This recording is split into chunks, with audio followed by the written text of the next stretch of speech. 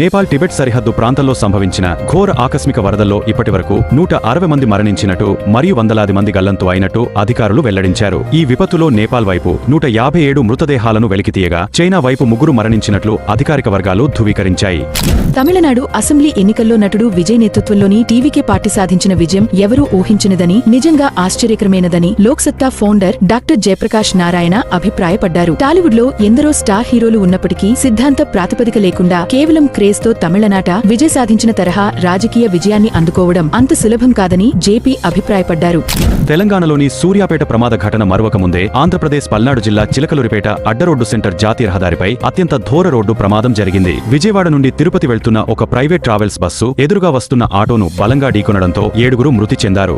ప్రపంచ టెక్ చరిత్రలోనే అత్యంత భారీ జరిమానాను మెటా సంస్థ యుఎస్ పరిధిలోని పలు రాష్ట్రాలకు సుమారు 1,43,000 కోట్లు చెల్లించేలా చారిత్రాత్మక సెటిల్మెంట్ కు అంగీకరించింది. ఫేస్బుక్, ఇన్స్టాగ్రామ్ ప్లాట్ఫారంలు టీనేజర్లలో అడిక్షన్ పెంచుతూ వారి మానసిక ఆరోగ్యాన్ని దెబ్బతీస్తున్నాయనే ఆరోపణలపై నడుస్తున్న సుదీర్ఘ కోర్టు విచారణను ముగించేందుకు ఈ రాజీ కుదిరింది.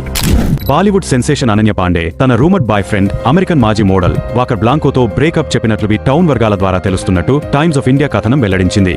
దాదాపు 2 ఏళ్ల పాటు సాగిన వీరి ప్రేమాయణానికి గత వారం పరస్పర అంగీకారంతోనే ముగింపు పలికినట్లు టాక్ వినిపిస్తోంది.